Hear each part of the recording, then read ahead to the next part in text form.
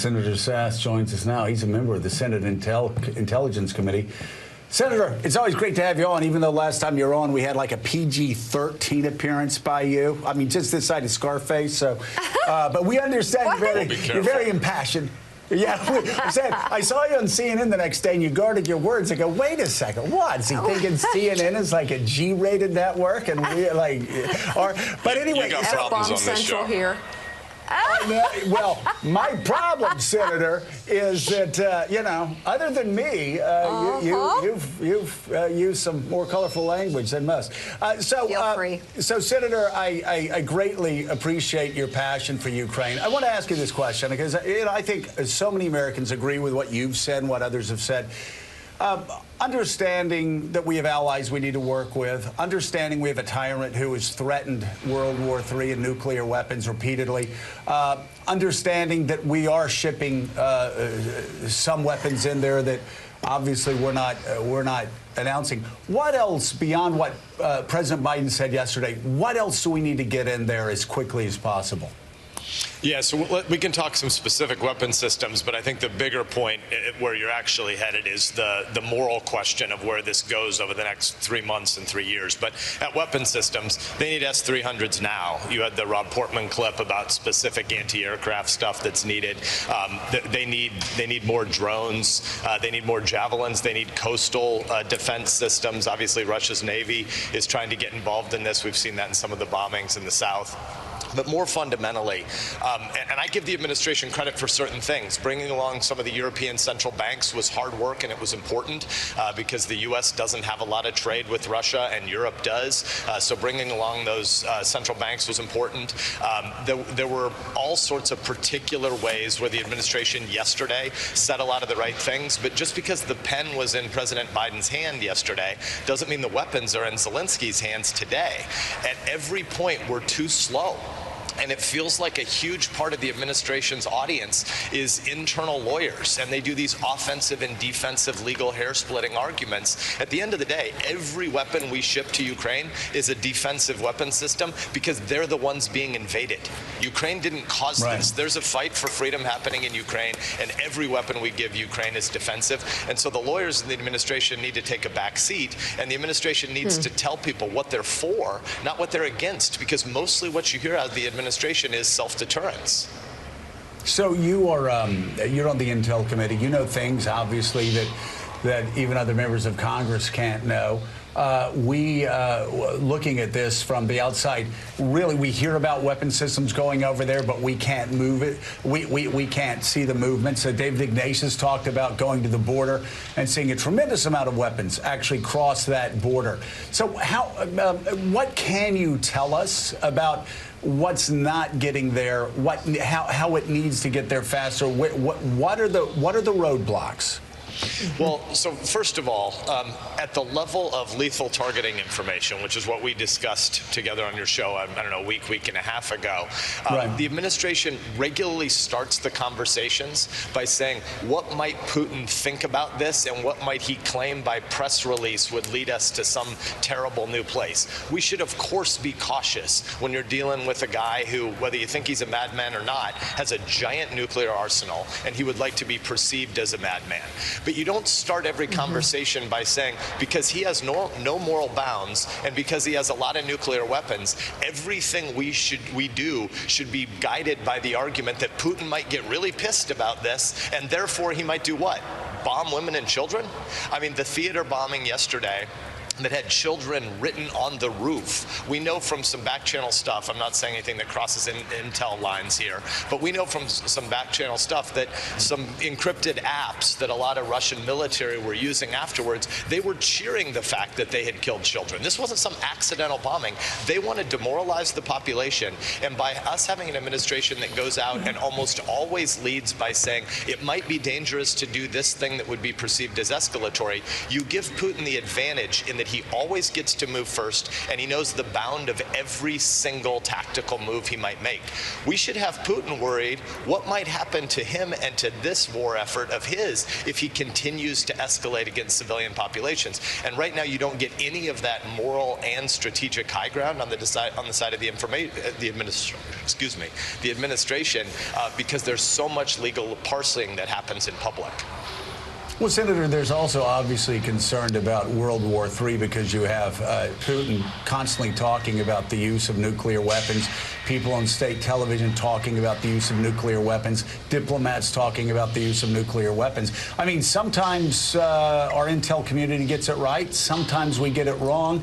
I don't know where you were on the war in Iraq in 2003. I can tell you I was on these airwaves and I supported it. I was wrong about WMDs. The consequences were terrible. 4,000, 4,500 Americans dead. The consequences of being wrong here, obviously, far more expansive. So do you, I'm not asking you, obviously, to do the White House's bidding here. You would never do that. But do you at least understand the stakes are so momentous when we're talking about whether we get it right or get it wrong could end up in a nuclear war? Of course, and that's why I've said I'm not in favor of declaring a no-fly zone, because you don't get to declare a no-fly zone, you have to enforce one, and that would mean putting American pilots in the air and getting into a direct shooting war with Russia. I'm not advocating that, but I am saying that you can't let Putin say because he has a nuclear weapon, every other thing he does can cause us to self-deter. There are 44 million Ukrainians, something like 6 or 7% of the population has already fled. If Putin moves forward with targeting civilian populations for months or years, if the resistance could last that long, are we saying that at every point he can escalate to this, he can escalate to death camps, he can escalate to that, and we'll just constantly say, well, because Putin has nuclear weapons, at no point can we do more. We can do more. The Ukrainians have demonstrated a will to fight. This is a population of freedom fighters on display, their courage on display for the whole world to see. And if it shoots, if they'll shoot it, we should ship it because they're willing to fight. We don't need to do the fighting, but we should be doing the constant resupply. It should, the burden of proof should be on us about why we wouldn't supply every single weapon that they request. Right. Hey, Senator, I'm going to pass it around to other people who have questions for you. I want to step back a bit here and just talk generally about what we've seen over the past 3.5 weeks. I would guess that we probably share a lot of similarities in our worldviews and have over our lifetimes. I believe in American exceptionalism. I've always been a strong proponent of NATO. I believe in Western civilization and the extraordinary things that have come from Western civilizations, responsible for feeding and freeing more people than any other civilization known in humankind. Yeah. I talk about the last 3.5 weeks. How important it's been to see NATO come together again, Germany stepping up, liberal democracy, Western democracy, once again taking its rightful place in the world, and just showing there is a difference between good and evil, and we're on the side of good. Yeah, absolutely. So we have to recognize that Vladimir Putin is not a guy who will be stopped until someone stops him. And for his 2 decades in power, he's constantly assassinated political opponents. He's targeted civilians. He shot down civilian aircraft in Syria, genocide-like behavior and bio and chemical weapons attacks. And at no point has he been stopped in the past. And so that brings us to your point about the last 3.5 weeks. What we have in the 40 million plus Ukrainians, and it's symbolized in Zelensky. It's not Zelensky alone, but he's been a model of courage on the global stage. And as he's done what he did, he's defied the international community's assumption that every leader facing a big army will just cut and run. People said, is he Ghani or is he Churchill for months in the intel space running up to this moment? And if most people had to bet, they assumed he was going to cut and run. It turns out he didn't do that. He decided that courage requires standing up against against the bully sometimes. And the Ukrainians are fighting not just on behalf of their kids and their future, but they're fighting on behalf of the whole free world, as you mentioned. And so there's both idealism and realism at play in this moment, and we need to be doing everything we can to help the Ukrainians not simply lose more slowly, but actually have a shot at winning. The world needs the Ukrainians to win, and that means the Ukrainians need to be able to kill Russians, and to kill Russians, they need more weapon systems. They've got a will to fight. We know who Zelensky is. We know who the Ukrainians are. What he asked us yesterday is, who are the Americans, and who is the Biden administration? He has the courage of his convictions. Do we have ours? We should. We're a superpower. We should act like it.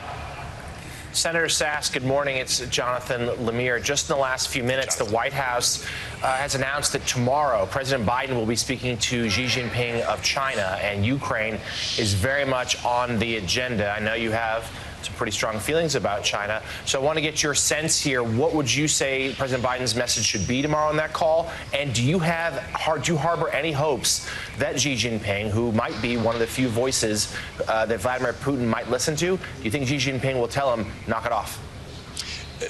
Chairman Xi is not an honest broker in this. He's the guy who greenlit the invasion. Russia, as you know, has 11 time zones. They were able to move essentially all of their troops back from the Far East to stage them in Belarus on the eve of the invasion because Xi was greenlighting this. We know that he didn't want the invasion to disrupt the Olympics, as he lied to the world about the genocide that's happening in Xinjiang of the Uyghurs.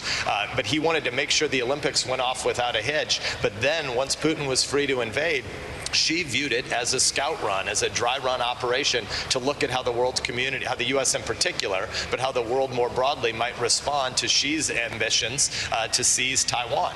And so ultimately, hopefully, there's lots of conflicting intel on how the inner ring around Chairman Xi are responding to this, but hopefully they're seeing a world and a West that has a little more will than Xi thought when he greenlit Putin to do this. Putin wanted, and Xi wanted behind him, to see Europe and the U.S. embarrassed, but Xi also wanted to see that there wouldn't be much financial resolve in response to an illegal, immoral, just completely indefensible invasion like this of Ukraine, and he was hoping he would see a world that wouldn't stand up when he plans to invade Taiwan. And so hopefully President Biden leads with reality and with truth about the fact that Xi is wrong morally, but he was also wrong in his calculus about the world's response. Senator, it's Katty Kay. When you look at the next few weeks, what's your biggest fear in terms of how this could spill over into the rest of Europe and bring the rest of Europe into this war? How would that path go? Well, 3 or 4 things to say. First, the horrific starting point for every human. We all believe, we're supposed to believe that all 7.8 billion people on this globe are created with dignity in God's image, and we're seeing women and children and civilian populations targeted. So I don't think we should ever, in the realpolitik conversation that you're rightly pointing us to, lose sight of what's happening to civilians there. But at the realpolitik level, I give the Biden administration credit for saying we'll defend every single square inch of NATO territory. The Polish border and the Romanian border and beyond should be fortified more and more. We should be sending weapon systems not just to the Ukraine, but to the edges of NATO territory as well.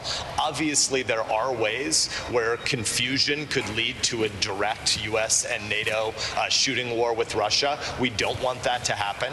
There have been some important prudential conversations about how the MiGs, for instance, might have been transferred in ways that wouldn't confuse Russian generals on the battlefield to think these were planes being flown in from NATO, piloted by NATO as NATO was entering the war. But all of those tactical issues and prudential issues are ultimately soluble. We need to be leading with the moral reality of what Putin is doing is wrong. NATO and the U.S. won't countenance it, and that doesn't require us to actually be in a direct shooting war with Russia. We don't need to be supplying the pilots, but we should be supplying the planes and munitions. And so I don't really think this line is that hard. There's all sorts of adult prudence and caution required, but right now we have too much lawyerly hair splitting.